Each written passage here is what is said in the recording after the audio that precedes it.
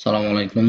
আশা করি সবাই ভালো আছেন। প্রতিদিনের আপডেট নিয়ে আসলাম। আজকে আমরা চেষ্টা করি সবার আগে সারাদিনের যে কোনো তথ্য, পে স্কেল বিষয়ক তথ্য এই মুহূর্তে আপনাদের সামনে হাজির করাতে।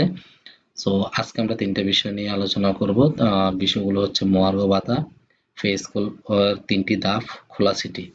তো মহার্ঘ ভাতা এবং পে স্কেলের তিনটি ধাপ দুইটি কাছাকাছি। আমি লেখার চেয়েও পাশাপাশি চেষ্টা করব আপনাদেরকে নিজস্ব কিছু মতামত দেওয়ার জন্য।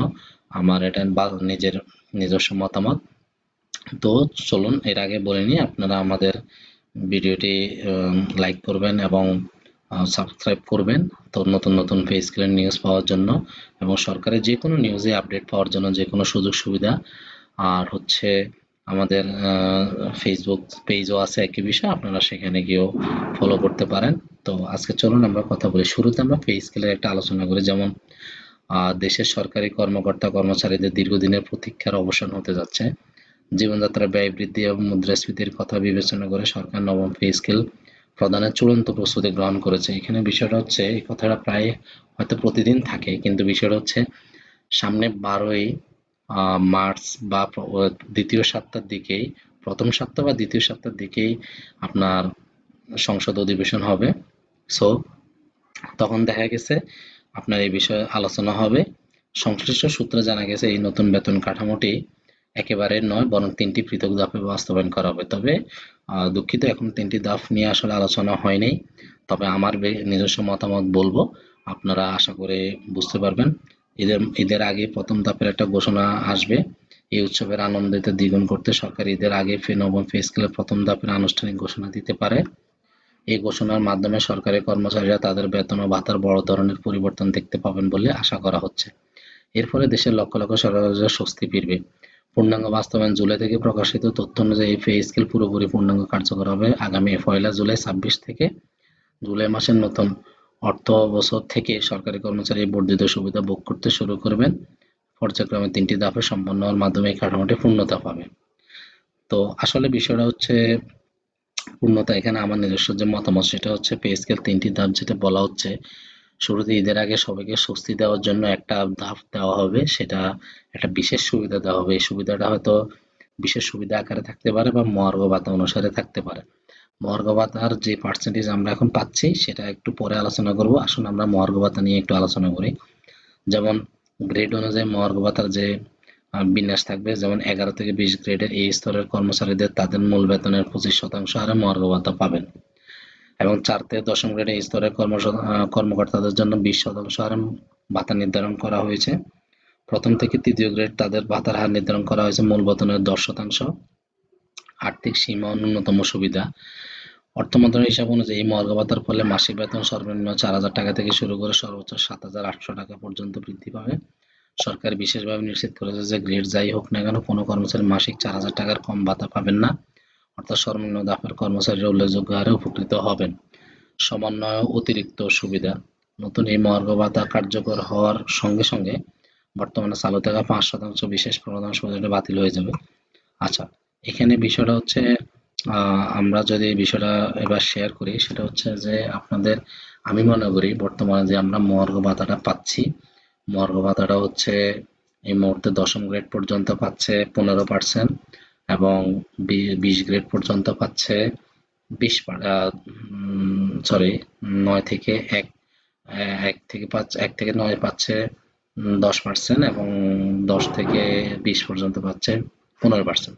তো আমার নিজস্ব মতামত হচ্ছে এই মুহূর্তে আমাদেরকে মহার্ঘ ভাতার একটা পার্সেন্টেজ বাড়াইতে পারে, এবং পাশাপাশি হয়তো ন্যূনতম হতে পারে। যেমন আপনার ধরেন 10 থেকে 20 বা 11 থেকে 20, এইখানে মহার্ঘ ভাতা 25% করতে পারে বা 30% করতে পারে। তবে ন্যূনতম হচ্ছে যাদের বেতন নতুন বা বেসিকের থেকে পার্সেন্টেজ হওয়ার পরও যদি 4,000 টাকা না হয়, তাহলে হয়তো বা মিনিমাম 4,000 টাকা থাকবে, এরকম একটা কার্যকর হতে পারে। এবং উপরে যেমন 9 থেকে 1, এখানে আসতে পারে আরো 20% থেকে 25%। অর্থাৎ সব মিলে আপনার মহার্ঘ ভাতাটাই বাড়াবে। প্রথম ধাপটা যদি আমি আপনাদেরকে ইঙ্গিত দিয়ে থাকি, এটা হচ্ছে যে মহার্ঘ ভাতাটাই বাড়ানো হবে। মহার্ঘ ভাতার প্রথম ধাপটাই এটা হবে। পরবর্তী জুলাই থেকে এটার একটা কার্যকর থাকলেও আমার কাছে মনে হচ্ছে, যে বিষয়টা হবে এমন মহার্ঘ ভাতা দিয়ে দিয়ে একসময় আপনাকে পূর্ণাঙ্গ পে স্কেল করবে, কারণ এই গভর্নমেন্ট আমাদেরকে প্রথম ধাপ দিয়েই কিন্তু শেষ করবে 1.5 থেকে 2 বছর। কারণ এই ক্ষেত্রে 3 থেকে 4,000 টাকা বাড়লে অনেকেই মোটামুটি প্রথম ধাপ হিসাবে স্বস্তি থাকবে, এবং পরবর্তীতে যখন মহার্ঘ ভাতাটা আবার আন্দোলন বা সমালোচনা আলোচনা যখন হবে তখন আবার একটা পার্সেন্টেজ বাড়িয়ে 40-45% করে এই মহার্ঘ ভাতাটা আবার বাড়াবে। পরবর্তীতে গিয়ে 50 কিংবা 60% হওয়ার পরে ওই মহার্ঘ ভাতাটাই আপনার বেসিকের সাথে অ্যাড করার সম্ভাবনা আছে। তবে এটা দীর্ঘমেয়াদী, এটা হচ্ছে আমার নিজস্ব মতামত, কিন্তু প্রতিদিনই আমরা বিভিন্ন বিশ্বস্ত সূত্রে পাচ্ছি যেগুলো, সেগুলো আসলে আহ, খুব একটা বেশি গুরুত্ব নয়।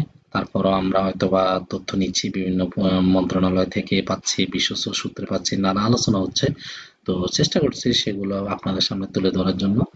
আর চলুন আমরা একটা খোলা চিঠি পড়বো।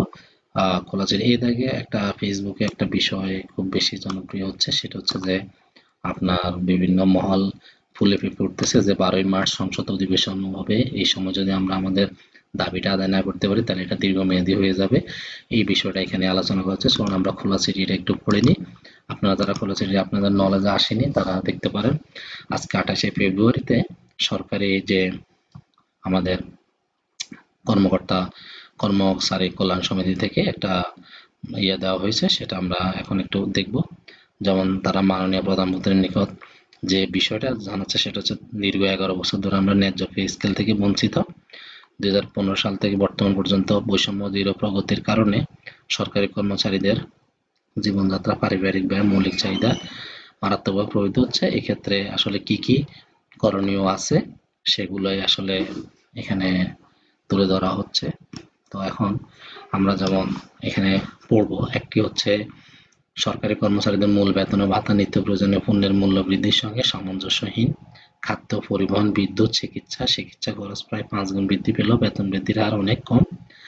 2, কর্মচারী ও তাদের পরিবার নিয়ে জর্জরিত, গৃহস্থলী ও দৈনন্দিন জীবনযাত্রার হুমকির মুখে। 3, দীর্ঘদিনের বঞ্চনার কারণে সরকারি চাকরির প্রতি মনোবল কমে গেছে, যা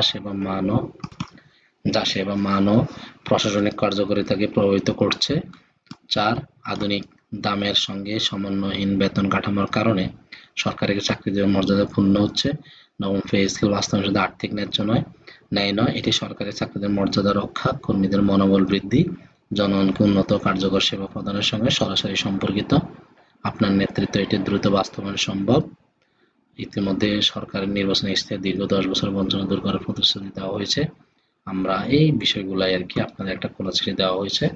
আপনারা দেখবেন, আমাদের ভিডিওটা সাবস্ক্রাইব করবেন, আমাদের ফেসবুক পেজ ফলো করবেন। একই তথ্য আমরা চেষ্টা করে রাখার জন্য, এবং আমাদের ওয়েবসাইটও আছে, সেখানেও তথ্য পড়তে পারবেন।